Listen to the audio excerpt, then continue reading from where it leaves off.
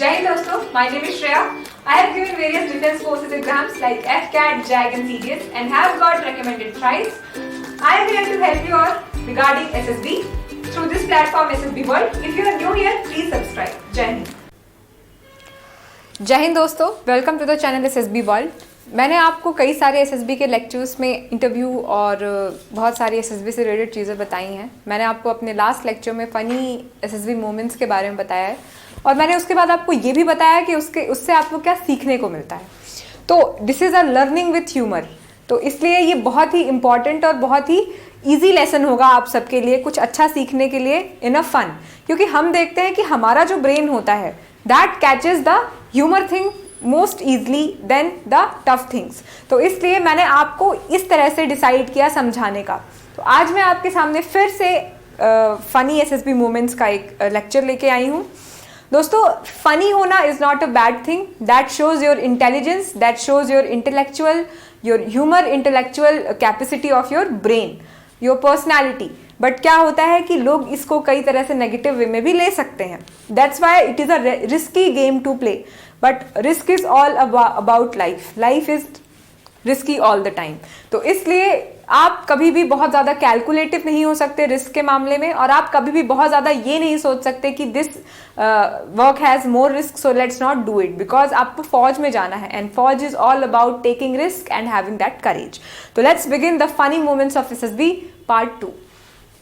Okay, so this is the story I am going to tell you of the conference और interview की दो stories आज मैं आपके सामने लेके आई हूँ। बेसिकली ये जो स्टोरी है ये आपको मिलेगी भोपाल एसएसबी बोर्ड की है, army board.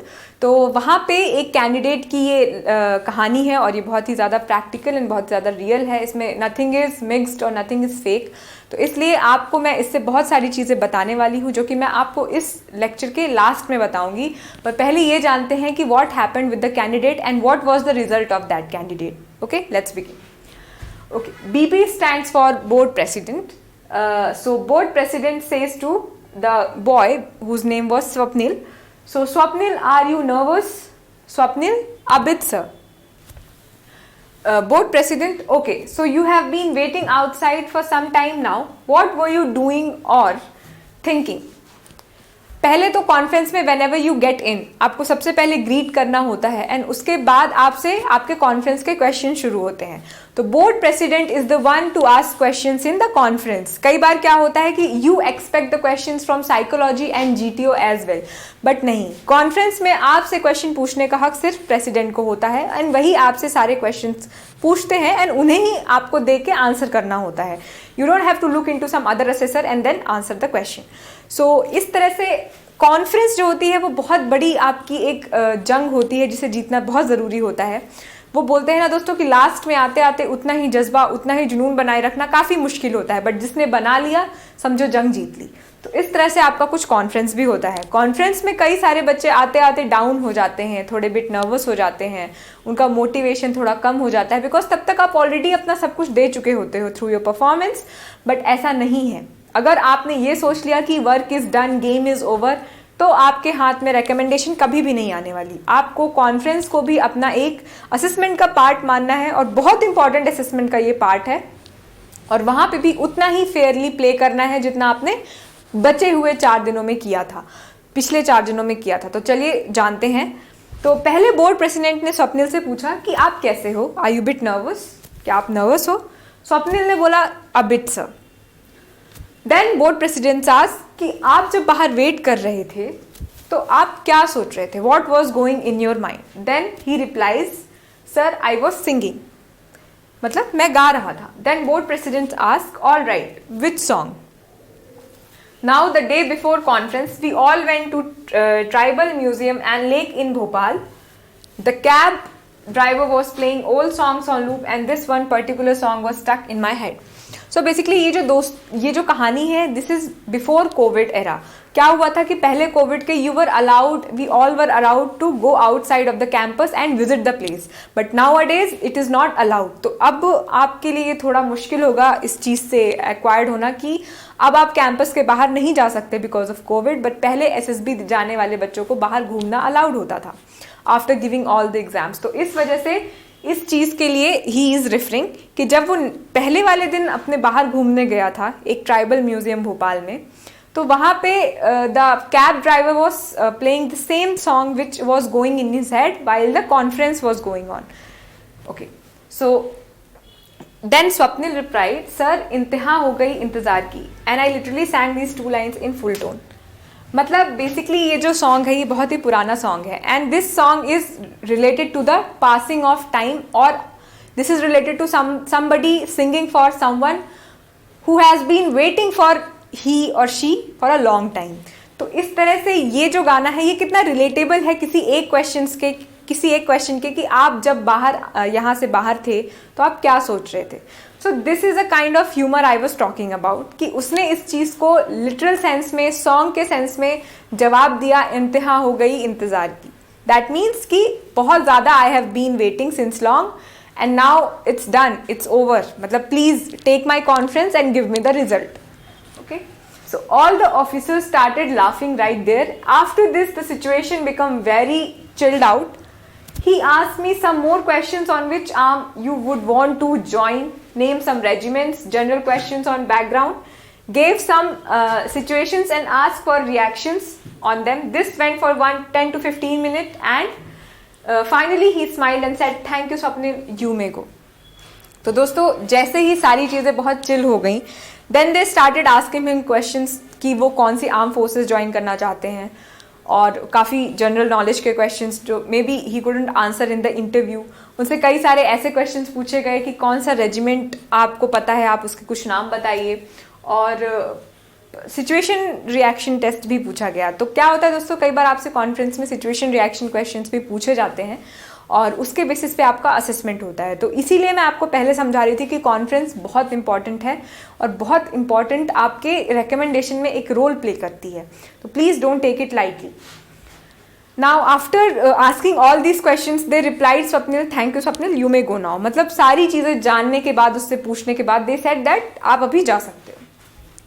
When I was about get to the door, he called me and said, "It is a good thing we are not looking for the next Indian Idol, or else you would have been kicked out right at the beginning." All I could do smile like an idiot and say, "Thank you sir, results recommended." तो आपको जैसे मैंने बताया कि उसने एक गाना गाया, इंतहा हो गई इंतज़ार की, एंड आफ्टर दैट उससे कई सारे क्वेश्चंस पूछे गए, एंड देन दे सेड कि आपके सारे क्वेश्चंस हो गए, now you may go now. But last में उन्होंने एक बहुत ही अच्छा ह्यूमर से भरा रिप्लाई भी दिया कि अब अच्छा है आप इंडियन आइडल के शो में नहीं आए हो, अदरवाइज आपको यहाँ से लात मार के बाहर निकाल दिया जाता. तो आप देख रहे होंगे कि किस तरह से एक ह्यूमर का रिप्लाई एक ह्यूमर में आ रहा है. तो इसी तरह से मैं आपको ये भी समझाना चाह रही थी कि किस तरह से आपकी विटी पर्सनैलिटी आपका ह्यूमर दर्शाता है. दोस्तों हम क्या समझते हैं कि जो इंसान ह्यूमर से भरा है वो सीरियस नहीं है, या वो दिमाग से लो होगा इसीलिए वो ज़्यादा मजाक करता है, बट ऐसा नहीं है.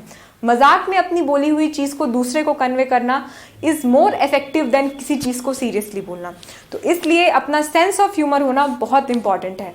और मैंने जैसा कि आपको बताया, रिजल्ट रेकमेंडेड. तो स्वप्निल उसके बाद रेकमेंड भी हो गए और अब वो OTA से कमीशन भी हो चुके हैं. तो इस तरह से ये जो जर्नी थी, इससे हम ये सीखते हैं कि आपको अपना प्रेजेंस ऑफ माइंड हमेशा ओपन रखना है, अच्छे से ऑब्जर्वेंट होना है. अगर स्वप्निल ने कैब में वो गाना नहीं सुना होता और उसे ये नहीं पता होता कि किस तरह से इस गाने को यूज़ किया जाना चाहिए, उसमें ये चीज़ रिसोर्सफुलनेस नहीं होती, उसमें ये करेज नहीं होता कि वो उन सबके सामने ये बोल सके कि what he was actually thinking while he was waiting for the conference.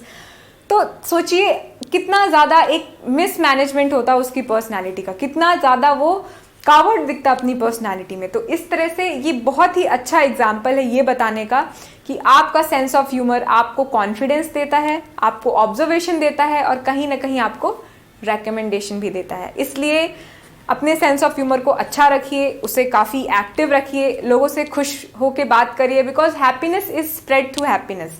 अगर आप लोगों से अच्छे तरीके से खुश होकर बात करेंगे, डेफिनेटली आपको भी जो रिप्लाई मिलेगा वो खुशी में ही मिलेगा. तो ये बताने से, ये बोलने से बढ़ती है और इस तरह से आपका पास होना ज़्यादा तय हो जाता है, क्योंकि इससे आपकी एक लाइवलीनेस जो कि एक OLQ है वो भी दिखती है. चलिए आते हैं नेक्स्ट स्टोरी पे.